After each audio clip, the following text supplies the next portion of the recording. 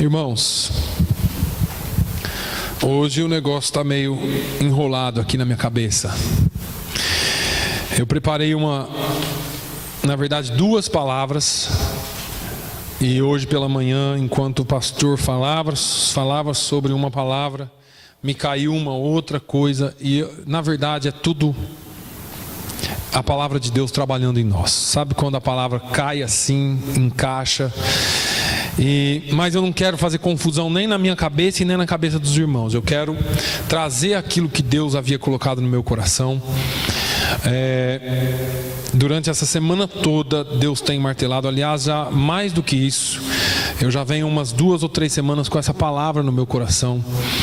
E nós vamos fazer uma conexão então entre aquilo que nós vamos falar hoje, aquilo que, se Deus permitir, falaremos nos 2 próximos domingos, porque eu quero ser fiel àquilo que Deus tem colocado no meu coração. Vamos abrir as nossas Bíblias no Evangelho de Lucas, no capítulo de número 18 e no versículo 8.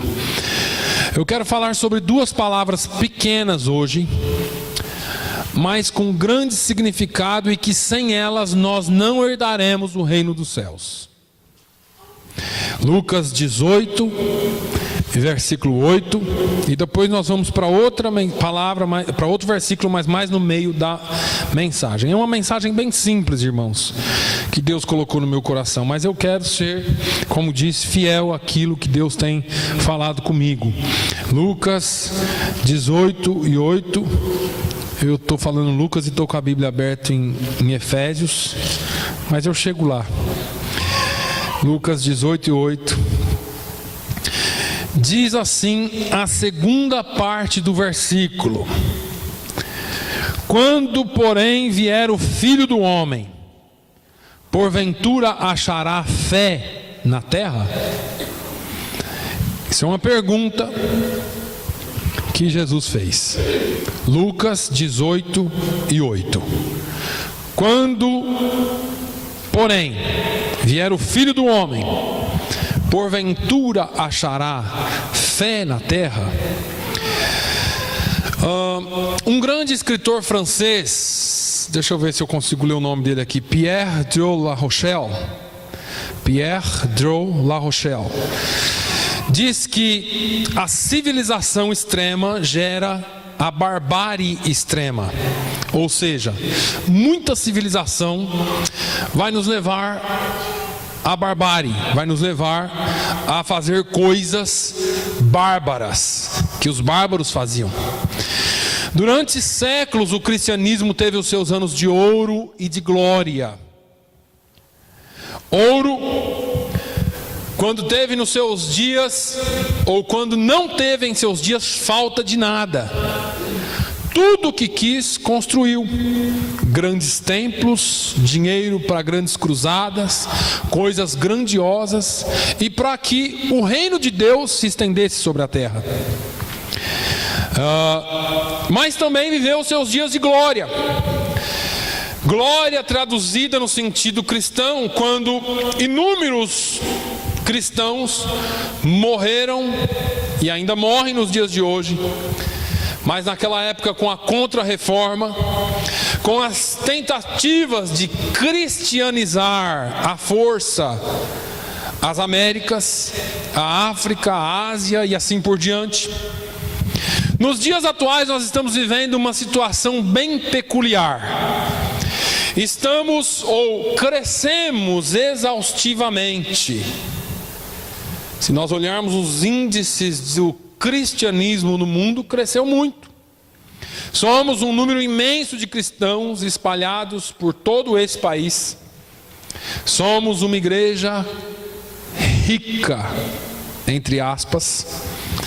Há templos cristãos com capacidade para milhares ou algumas dezenas de milhares de crentes. Basta você ir ao sul do país, você vai ver lá templos para 30 mil pessoas em pé, para 40 mil pessoas em pé, ou sentados, desculpa.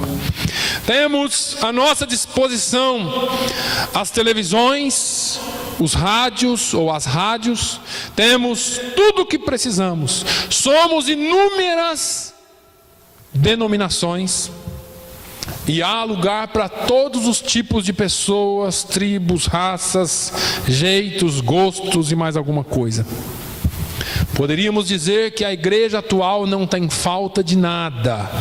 E poderíamos dizer que a igreja atual é digna da coroa da vida. Poderíamos dizer isso? Agora, existem, como eu disse, duas palavras muito importantes no vocabulário cristão, que infelizmente falta na igreja hoje. E uma delas, a primeira que nós lemos aqui, é a fé. Jesus, falando sobre essa parábola, ele disse: quando o Filho do Homem vier, ou voltar à terra, porventura encontrará fé entre os homens? E isso tem mexido muito comigo, porque muitos de nós perdeu ou não sabe ao certo o significado da palavra fé. O problema começa aí, no significado. Porque fé para nós, segundo o nosso dicionário, significa acreditar em algo. E a fé bíblica não é acreditar em algo. Vai muito além do que isso. A fé bíblica não é você pôr a sua crença numa determinada coisa, porque é isso que as religiões fazem. Eu acredito e eu tenho fé que essa estátua pode me abençoar. Ou eu acredito e tenho fé que esse determinado animal aqui pode me abençoar. E nós criamos crenças. O ser humano cria crenças na sua cabeça. E mudou-se então o significado da palavra fé. O conceito neotestamentário ou novotestamentário de fé, no seu significado e no seu conceito, vem acompanhado do dinamismo, vem acompanhado de que quando se crê em algo, nós precisamos ver algo acontecendo também, e não só crendo. O que se tem falado para nós é justamente o exercício de uma fé que não funciona. Mas o que tem faltado para nós é o exercício de uma fé que funciona. Isso parece meio estranho a princípio, porque eu estou fazendo uma introdução bem clara para os irmãos entenderem. Estamos vivendo num tempo de extremismos. A fé que funciona está nesse lado bem distante, e a fé que não funciona está nesse lado bem distante. O extremismo que eu quero falar e que eu digo aqui não é um extremismo da perseguição, da cortina de ferro, mas o extremismo, presta atenção nisso, e isso é triste, do sedentarismo cristão camuflado de paz. Então a igreja hoje vive num tempo de paz, amém? É só alegria. Temos tudo o que precisamos, temos tudo o que pedimos. Temos trabalhos, dinheiro, temos nossos carros, e por mais, já disse aqui para vocês, por mais apertado que você esteja, por mais difícil que seja a sua vida, você é mais rico do que a maior parte da população da Terra. Não comparado à população norte-americana, mas comparado à população da Terra, talvez você seja um milionário. Porque você está em casa, com aquecimento, com televisão, com água, luz, telefone. Você tem um celular e você tem carro. Às vezes você tem até mais de um celular. E você tem até mais de um carro. E você então está num nível altíssimo comparado com a maioria da população da Terra. Agora, nós estamos vivendo um sedentarismo cristão. E o que é isso, pastor? Sedentarismo cristão é uma igreja inativa, uma igreja que se acomodou naquilo que ela é e não mais vive aquilo que ela deveria viver. O fato de ninguém mais ser provado de acordo com a sua fé tem nos levado a um triste resultado.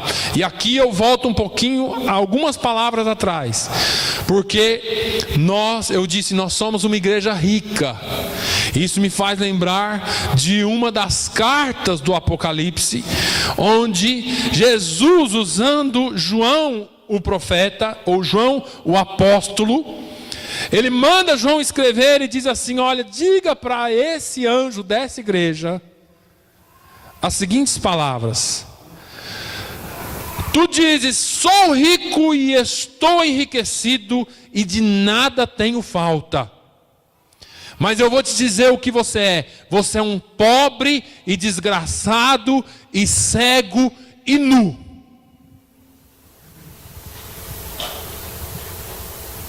Procura arrepender-te e olhas bem onde tens caído, quando não virei sobre ti como o ladrão. E a igreja atual está vivendo o mesmo tempo.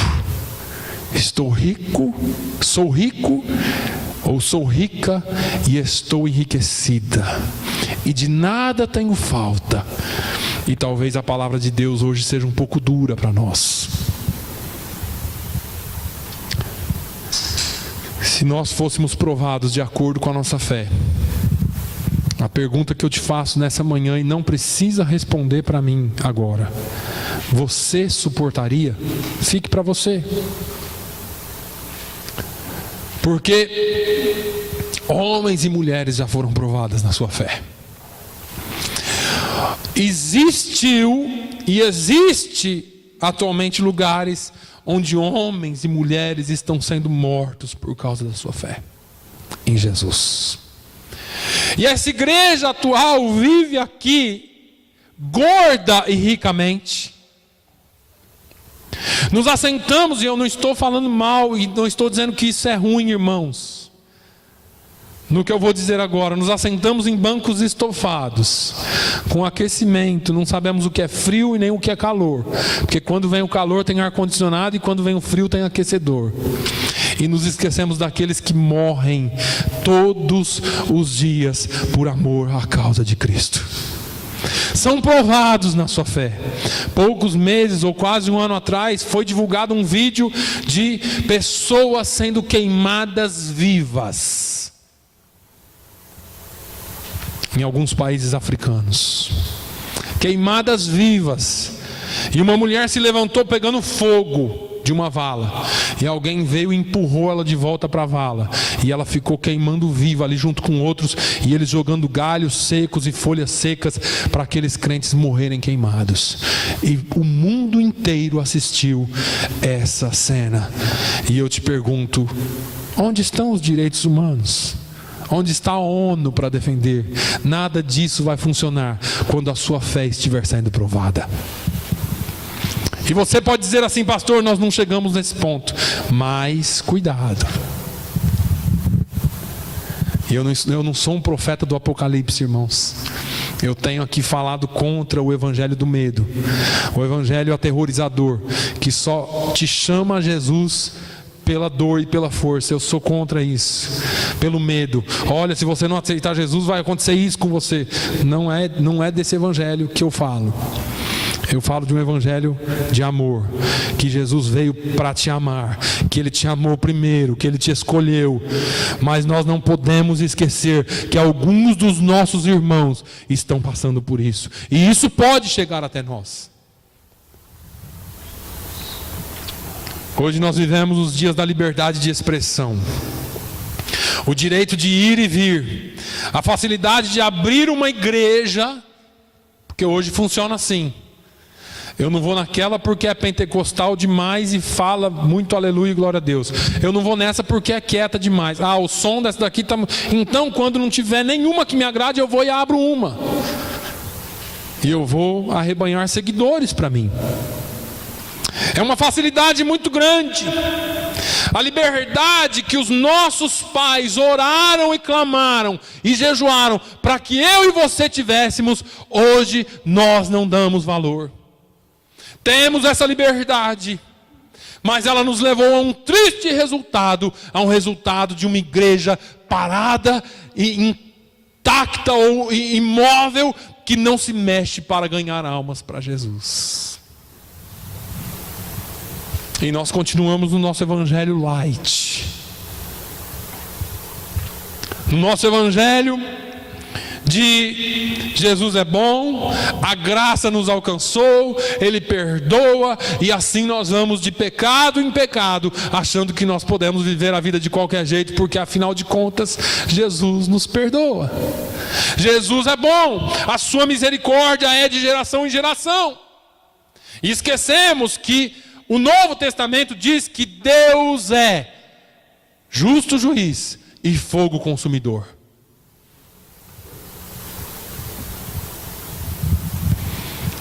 O resultado de tudo isso é um cristianismo medíocre e sem princípios.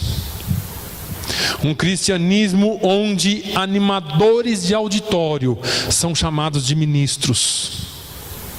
Homens e mulheres que estão para animar você, para fazer você dar glória a Deus, para fazer você dar aleluia, para fazer você se sentir emocionado ou até extravasar aquilo que você sente, mas sem conteúdo e sem princípios bíblicos, usando a palavra de Deus como desculpa para se enriquecerem. Um cristianismo onde pessoas brincam com os sentimentos dos outros, onde pessoas chegam ao ponto de passar fome para terem os seus pedidos queimados numa fogueira, ou levados para um monte, ou feito isso ou feito aquilo, como se fosse macumba gospel. Como se Deus precisasse de algo escrito num papelzinho para atender a oração do seu coração na hora da angústia. O salmista Davi disse: na hora da angústia eu clamei e Ele ouviu a minha oração. Você não precisa de um patuá, você não precisa de alguma coisa que te leve a crer em algo físico ou visível. Você precisa só de ter a fé que Ele um dia nos garantiu na cruz do Calvário. Você só precisa ter aquilo que um dia Ele já fez por você, com tanto amor, e levou as nossas dores, as nossas enfermidades, tudo aquilo que nós carregávamos. Eu já disse para os irmãos, todos nós aqui temos qualidades. Todos nós aqui temos alguma coisa, algum dom. Mas quando Jesus veio, Ele escolheu levar o seu pecado. Ele escolheu levar aquilo que não prestava em você. Deixou todos os dons, tudo aquilo que era qualidade. Ele falou: eu vou deixar em você. Me dê só o que não presta, porque eu vou pregar na cruz do Calvário, e nunca mais os seus pecados serão lembrados. Foi isso que Jesus fez por você. E nós tomamos tudo isso e vivemos de forma medíocre, e não participamos ou não fazemos com que pessoas que amamos participem conosco dessa graça, dessa fé verdadeira. Eu não sei onde a igreja vai parar, eu não sei onde a igreja vai chegar, pois a nova geração de ministros que já surgem com essa ideia e com esse sentimento de que ministério vai me deixar rico. Fecha uma igreja aqui, não, mas vai ter alguém dali de dentro que vai abrir outra, porque afinal de contas o pastor daqui estava bem, então eu vou abrir uma e arrebanhar esse pessoal para mim, porque eu também quero ficar bem. O sentimento não é mais de ganhar almas para o reino de Deus, é um sentimento de atrair pessoas, porque assim eu posso viver uma vida boa sem trabalhar.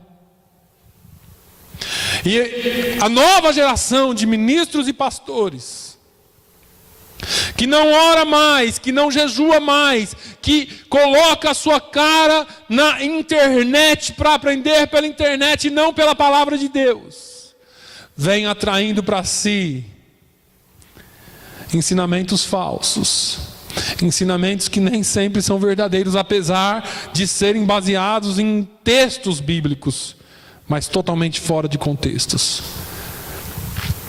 E aí nós estamos vivendo uma geração de cristãos sem a menor pretensão de dizer: porque para mim o viver é Cristo e o morrer é lucro. Vivemos uma vida para nós mesmos, não vivemos mais uma vida para Jesus.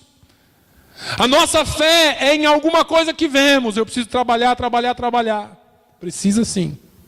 Eu preciso fazer isso, eu preciso. E nós vivemos na loucura do dia a dia, porque nós precisamos, nós temos que, nós vamos. Mas a despeito de Paulo trabalhar, ele disse isso: porque para mim o viver é Cristo e o morrer é lucro. Uma geração que tem crescido e por amor ao dinheiro tem feito qualquer negócio, inclusive pactos com Satanás.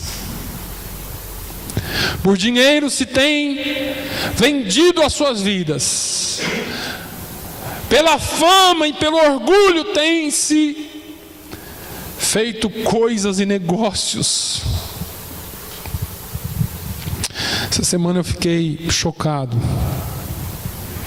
Nós oramos aqui alguns dias atrás pelo pai de uma senhora que eu conheço, e ela foi para o Brasil. O pai dela repentinamente começou a sofrer algumas dores e foi no hospital, e 2 dias depois ele estava muito ruim, tinham devolvido ele para casa, ele voltou para o hospital e dali foi para uma mesa de cirurgia. Aquilo era um tumor que já havia estourado, o sangue dele foi envenenado e todo contaminado, e ela viajou na terça, chegou no Brasil às 5 horas da tarde, o pai dela já havia morrido às 1h30 da tarde. E ela fez o enterro do pai e voltou, e um dia dessa semana ela veio até mim e falou: olha, Adelson, obrigado pelas orações. E eu falei: Rose, nós continuamos orando por você, para que Deus conforte o seu coração, para que Deus... E ela chorando me disse: eu não sei até onde a maldade humana pode chegar. E eu falei: por quê? Ela falou: porque isso foi coisa que minha mãe fez contra ele. E eu falei: como assim, Rose? Ela falou: minha mãe vai nesses centros de macumba, e a minha mãe sempre foi muito ruim para ele, e eles já estavam separados há um tempo. E minha mãe foi num centro de macumba, e o sujeito que estava lá falou para ela que o meu pai tinha feito alguma coisa contra ela, e meu pai não era capaz de fazer isso. E ela disse que estava no velório do pai dela, e a mãe dela chegou e disse: eu falei que ele ia morrer envenenado, na frente do corpo. Eu falei que ele... bem feito. E ela disse que teve que tirar a mãe dela de dentro daquele lugar, porque a mãe dela estava dando escândalo, mas um escândalo assim, um negócio muito feio, porque ela disse com todas as palavras e deixou bem claro que ela tinha feito alguma coisa para matar o pai. E eu fiquei imaginando, porque as pessoas por amor ao dinheiro, e a Rose me falou assim: Adelson, minha mãe, eu acho que quando ela morrer o espírito dela não vai subir, porque ela está apegada só com coisas materiais. Acho que o espírito dela não vai sair nem do corpo, vai ficar agarrado na casa, porque tudo para ela só diz respeito ao material. E eu fiquei imaginando isso, e eu disse: Rose, a Bíblia diz que o amor ao dinheiro é a raiz de todos os males. Não o dinheiro, o amor ao dinheiro. E eu tenho tido a oportunidade de compartilhar Jesus com essa mulher, porque eu fico imaginando o que o diabo tem feito na vida de pessoas por causa de dinheiro. E o mais triste de tudo, irmãos, é que não é só fora da igreja, é dentro da igreja também. Nós nem percebemos quando nós nos pegamos envolvidos com problemas ou pensamentos de: se eu tivesse, E se eu pudesse? E se eu? E eu tenho visto o que a falta de fé verdadeira, de uma fé verdadeira e consistente em Jesus, tem feito na vida de pessoas e de famílias.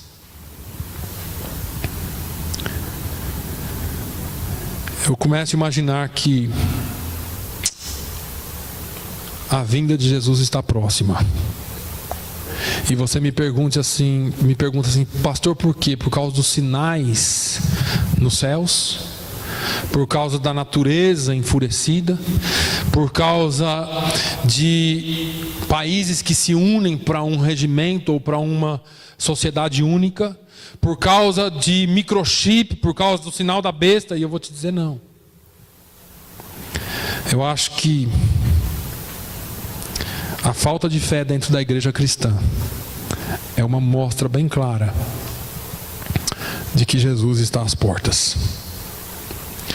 Falta fé na igreja, incluindo a mim, e eu me incluo nisso, de dizer para um aleijado: levanta e anda. E não é só dessa fé que eu estou falando, porque essa é uma fé de sinais. Eu estou falando de uma fé verdadeira, que você carrega dentro de você, e que venha o que vier, você está firme na palavra de Deus. Venha o que vier, não vai te abalar. É no sentido de se conhecer a fé. Falta fé no sentido de saber que o Deus que te chamou para sacrificar Isaac é o mesmo Deus que é poderoso para ressuscitá-lo, se preciso for. Falta essa fé. Falta fé de passos de fé que deveríamos tomar na nossa vida como cristãos e não tomamos. Falta fé porque para vivermos nós precisamos de fé. E muitas vezes nós não usamos essa fé. Nós não precisamos de muita fé. Jesus disse que se nós tivermos fé como do tamanho de um grão de mostarda, que é mais ou menos assim, nós poderíamos remover montes. E eu pergunto para você que é membro de uma igreja, para você que é obreiro, para você que é pastor, ou já foi, ou pretende ser, para nós, para mim, pastor, como anda a nossa fé? Responde para você mesmo e para Deus hoje. Como está a sua fé? O que é que nós temos feito com ela e em quem nós temos depositado a nossa fé? Nas nossas forças, nas nossas mãos? Porque o salmista disse: alguns confiam em carros e outros em cavalos. Eu, todavia, confiarei no Deus da minha salvação. Nós podemos depositar a nossa fé em qualquer coisa. Mas lembre-se que para nós herdarmos a coroa da vida, nós precisamos ser fiel até a morte. Ou, traduzindo melhor para você do grego, ter fé até a morte. E eu já falei aqui talvez 3 ou 4 ou 5 vezes que não é ser crente até ficar velhinho e morrer. Isso também é bom. Mas é ter fé ao ponto de, se precisar morrer por amor a Cristo, você permanecer firme. Porque muitas vezes, por um dedão machucado, eu e você reclamamos. Muitas vezes por qualquer coisinha alguém diz: vou deixar a fé, vou deixar Jesus. Nós tivemos aqui recentemente exemplos de pessoas que, não aqui na nossa igreja, mas na nossa cidade, pessoas que cantavam em grupo de louvores e hoje estão piores do que eram antes. Temos pessoas que se autodenominavam pastores e depois, por algum problema, não quero mais ser nem crente. Colocaram homem, colocando brinco na orelha e saindo por aí e dando mau testemunho. E a cidade toda vendo isso, falando: não era pastor? Não era ela que cantava no grupo de louvor da igreja? Agora está com o cabelo vermelho e com a cara cheia de piercing. Eu não estou pregando contra essas coisas, irmãos, somente. E nós estávamos falando sobre isso e eu disse assim, é natural isso. Jesus falou, Ele vem, limpa a casa, cuida de você. Depois você manda ele embora da sua vida. O diabo, o demônio que estava lá, volta, encontra a casa limpa e traz mais 7. Aí você fala, mas aquele ali era crente, ele é pior do que um que não é. Por causa disso, o demônio vem e encontrou a casa limpa. E aí ele faz a festa, traz mais 7 com ele. E aí, você não sabe o que acontece, mas é por isso. Eu vou entrar rapidamente na outra palavra. Uma das marcas mais tristes que podemos identificar nos nossos dias, ou nesses últimos dias, está nas palavras de Jesus em Mateus 24. Nos versículos 12, 13 e 14, ele diz assim: e por se multiplicar a iniquidade, o amor se esfriará de quase todos, ou de muitos. Aquele, porém, que perseverar até o fim, esse será salvo. E será pregado este evangelho do reino por todo o mundo, para testemunha, ou para testemunho a todas as nações. E então virá o fim. E é por isso que eu acredito que o fim vai chegar. Porque talvez com o advento da internet, da televisão, do rádio, das agências missionárias e das igrejas missionárias, eu não sei se existe algum lugar no mundo onde o evangelho não tenha sido pregado. Apesar de que ainda existem lugares onde não se tem a Bíblia naquele idioma, mas o evangelho já foi de alguma forma pregado. Jesus não disse que todas as pessoas iriam ouvir. Ele disse que o evangelho seria pregado em todo o mundo. Porque nem todos vão ouvir, irmãos. E eu não estou falando de ouvir, de não ter oportunidade de ouvir. Estou falando de pessoas que vão ouvir e não vão dar ouvidos. Você sai na rua e tenta evangelizar alguém. Mas, quando você olha para o contexto da sua declaração, acerca do esfriamento do amor, ele fala especificamente a um grupo de pessoas.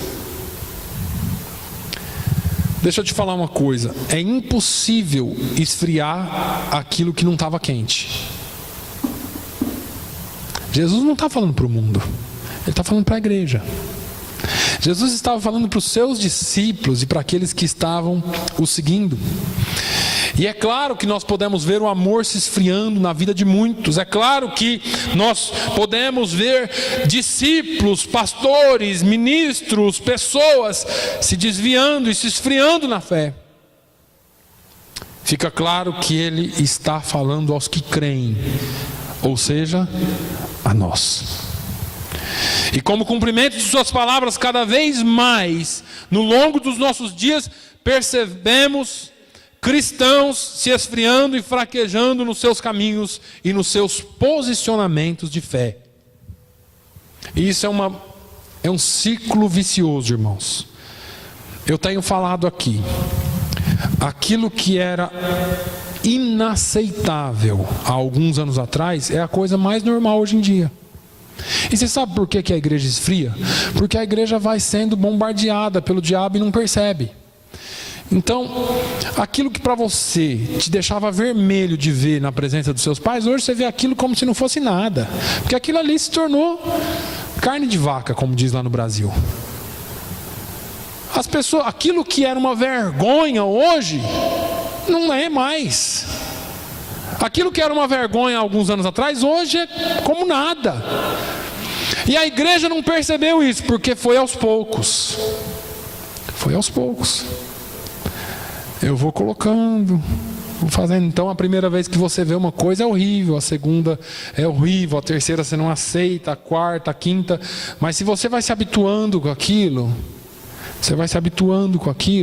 é a mesma coisa que andar em cima de um muro, numa corda bamba, andar entre minas, viver a vida perigosamente.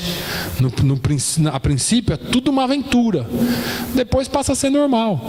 Aquela pinguela que lá em Rondônia fala, não sei se vocês sabem o que é isso. Sabe aqueles córregos curtos onde não faziam ponte, colocavam um tronco de árvore ali e você passava em cima. Lá no Brasil a gente chama de pinguela.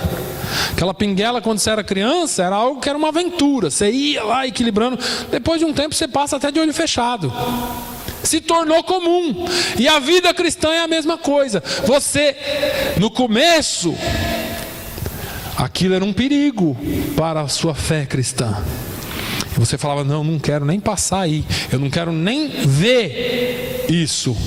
Chega um tempo que você já olha aquilo e não te dói mais, não te choca mais, se tornou natural. E as pessoas falam, o que é que está acontecendo com a igreja? O que está acontecendo com a igreja é que ao invés da igreja moldar o mundo, ou ganhar o mundo para Jesus, ela foi moldada pelo mundo. Ela foi influenciada pelo mundo. A televisão trouxe isso para dentro das nossas casas. Você fala assim, pastor, não posso ter televisão? Pode. Mas você quer que eu te fale o que você tem que ter junto com a televisão? Discernimento. Sobre o que assistir, sobre o que ver, sobre que canal pôr, sobre que novela ver, porque hoje em dia não dá para assistir quase mais nada. Até nos desenhos de criança tem coisa errada. E nós, carnais, como pessoas, como seres humanos, gostamos. Mas nós temos que ter cuidado, irmãos. Porque Paulo diz que o espírito milita contra a carne milita contra o espírito. Paulo ensina sobre o fruto do espírito e as obras da carne. E eu quero desafiar você a encontrar num programa de televisão secular o fruto do espírito. Se ali não se cultua somente o corpo, somente o sexo, somente as coisas que a carne pede. E nós fomos aceitando tudo isso. E você deve estar pensando assim, pastor, o senhor está meio quadrado. Eu estou um pouco. Mas deixa eu te falar uma coisa, eu prefiro entrar no céu quadrado do que ser todo redondinho e bonitinho e moldado nesse mundo, moldado a este mundo. Mas vamos lá. Como cumprimento das palavras de Jesus, nós estamos percebendo isso todos os dias. Em primeiro lugar, porque para muitos a mensagem da salvação pela fé, e aqui eu vou chamar a atenção de novo dos irmãos, foi reduzida quase que apenas para a conquista de bênçãos. Então, vamos lá, vou repetir o mesmo discurso de toda semana. Eu venho para a igreja para quê? Para receber bênção. Eu quero a minha bênção. E aí tem os hinos de efeito, que eu não vou falar contra aqui, mas se você pensar bem, tem. Eu quero a minha bênção. E você fala assim, pastor, mas lá na Bíblia as pessoas buscavam bênção. Amém. Eu entendo isso. E nós temos que procurar as bênçãos no lugar certo. Mas a sua vinda aqui não pode ter como prioridade a bênção. Você vai falar assim para mim, pastor, o senhor está sendo antibíblico. Não, eu estou ensinando para você o que a Bíblia ensina. A Bíblia ensina que nós somos uma família. E a Bíblia diz que a igreja local, que a igreja Paulo mostra primeiro para Timóteo a família, depois, melhor, para os filipenses a família, depois ele fala para Timóteo e Tito sobre a igreja, como sendo um modelo de família, ou a família de famílias. As pessoas de uma família, elas se unem num bem comum.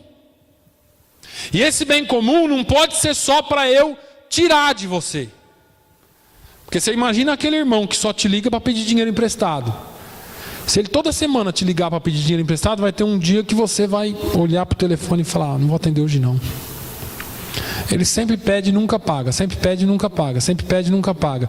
E aí nós estamos fazendo isso com o evangelho. A gente vem à igreja, a igreja se tornou uma prateleira de mercadorias espirituais que nós todo dia retiramos. Agora, Paulo fala que a igreja é um corpo, e cada corpo tem a sua função, ou cada membro tem a sua função no corpo. E nós não podemos negar isso. Quando você entrou aqui hoje, se você prestou atenção, e se você prestar atenção na minha oração, todo domingo é: Senhor, aceita o nosso culto de louvor e adoração. Eu vim aqui para quê? E às vezes a gente canta: aqui eu vim para dizer que quero mais te conhecer. A minha alma tem sede das tuas bênçãos. É isso que a gente canta? Ou de ti?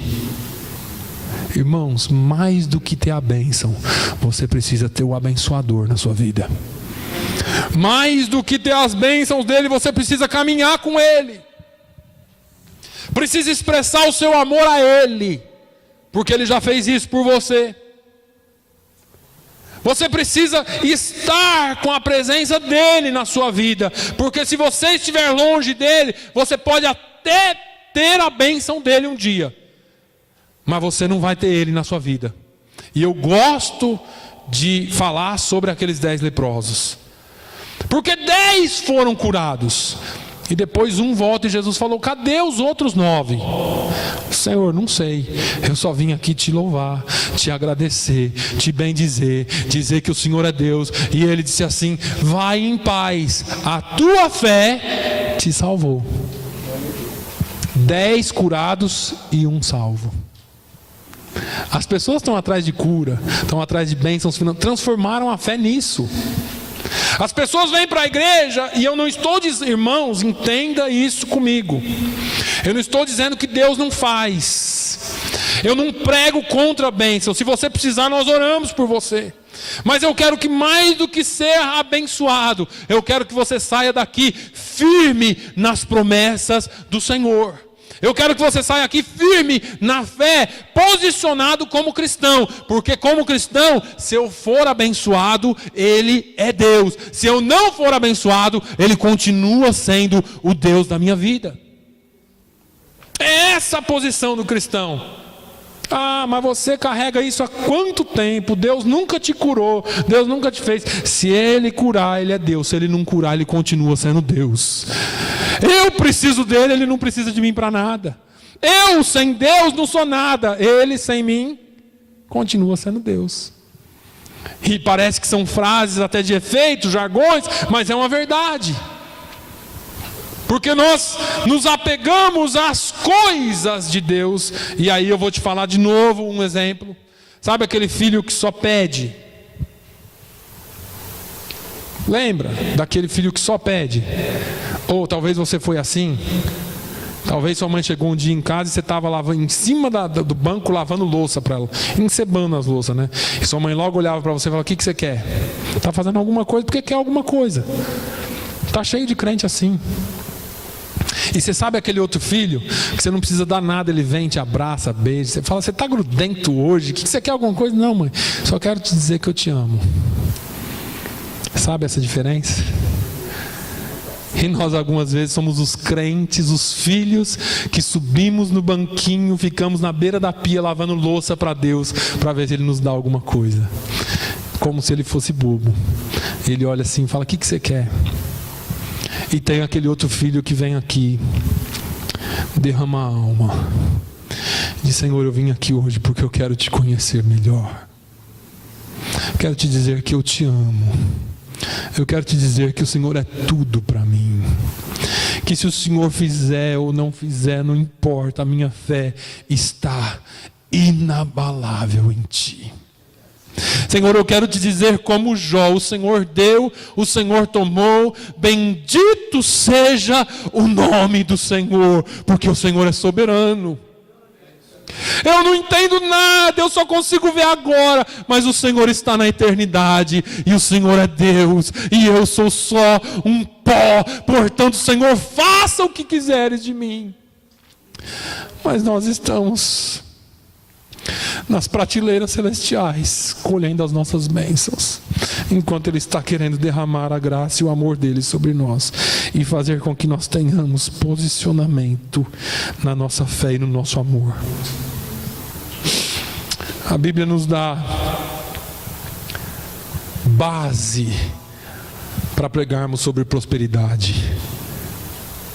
Não aquela que eu disse hoje, não aquela que homens prometem baseados em textos sem contextos ou fora de contexto, mas uma prosperidade que Ele dá. A Bíblia nos dá base para falar sobre cura, para falar sobre bênção, mas tudo isso João classifica como sinais.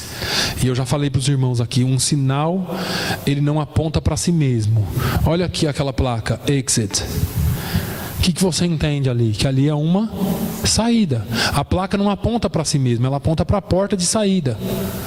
Os milagres de Jesus, as bênçãos de Deus, não é para apontar para a bênção e nem para o pregador, e nem para aquele que fez a bênção acontecer, entre aspas.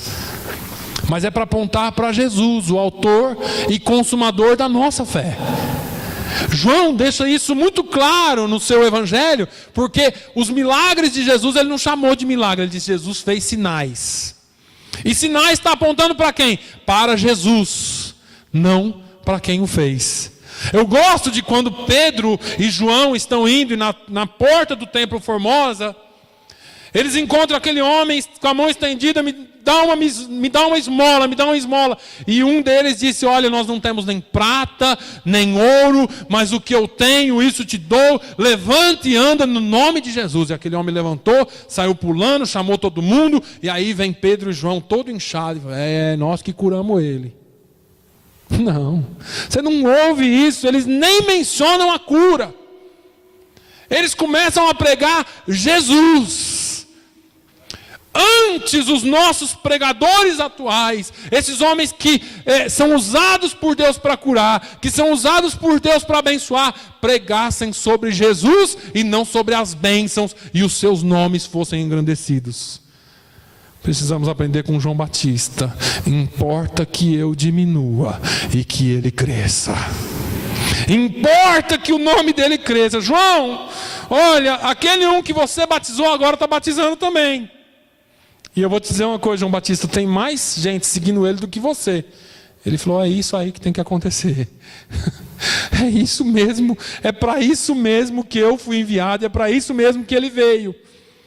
Importa que o nome dele cresça, importa que ele cresça e não eu, que todos vocês possam ir lá segui-lo, porque esse é o fim de todas as coisas.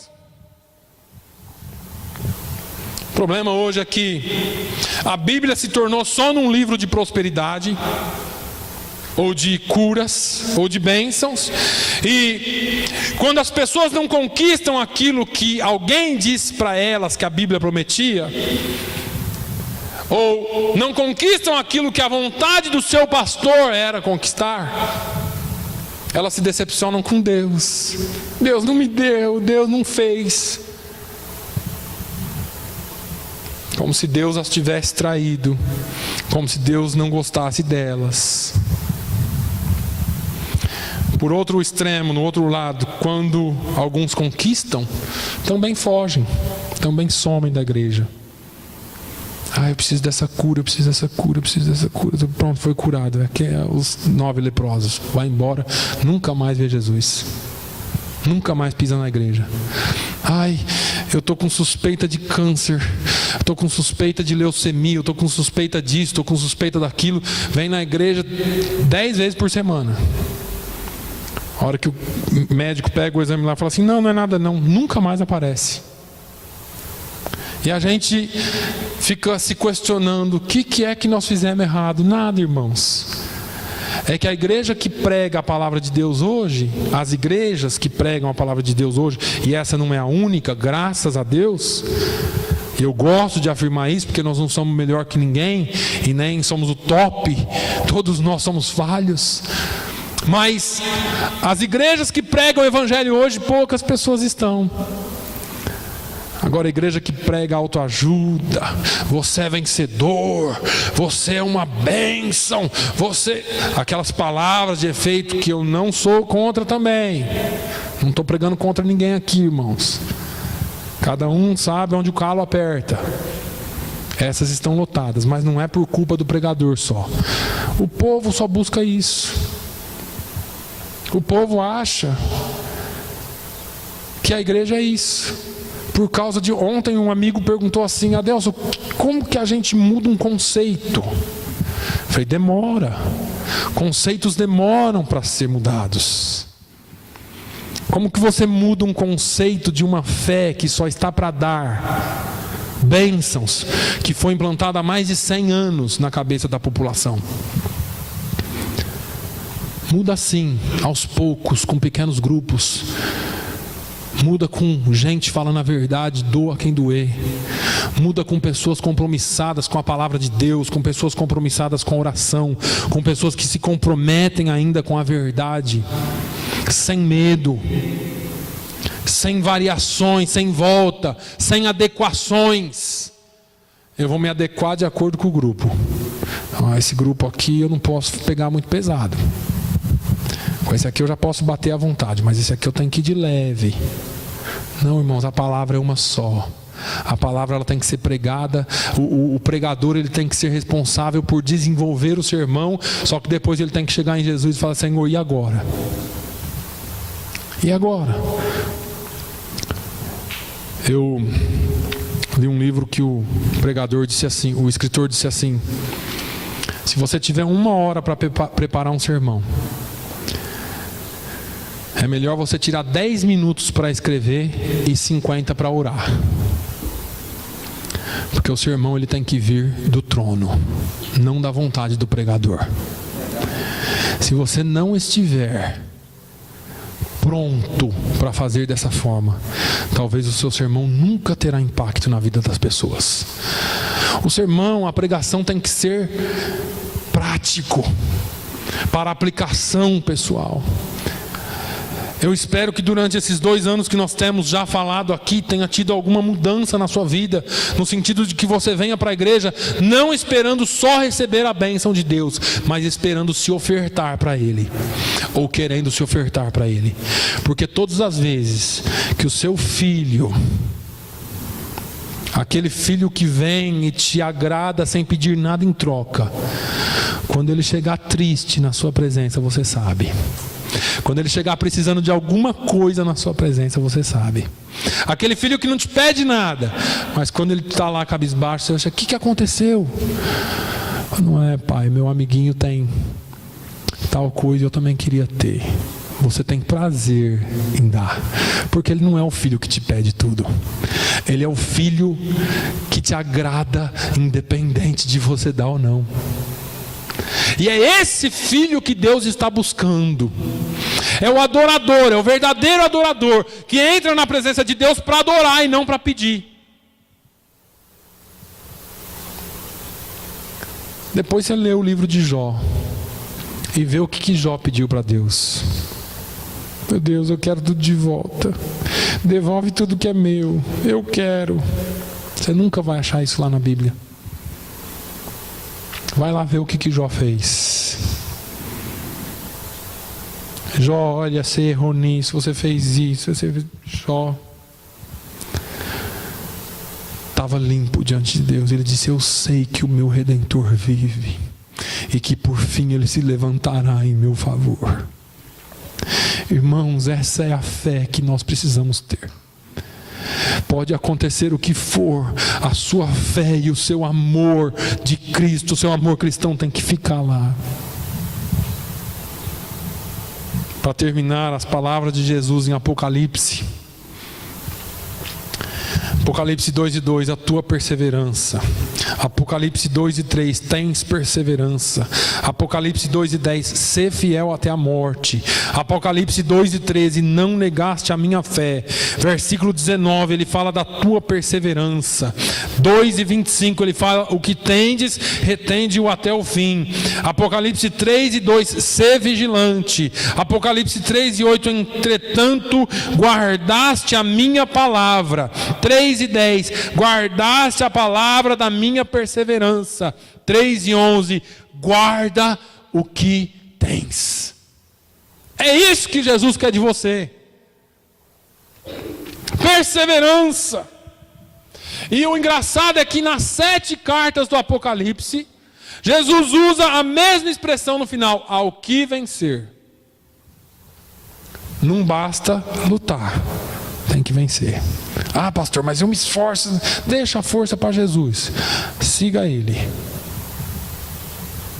Todas as palavras estão focadas em incentivar-nos a manter, perseverar e vencer. Além dessas lutas, é inegável que as atrações da vida moderna cada vez mais distraem os que estão fracos na sua posição.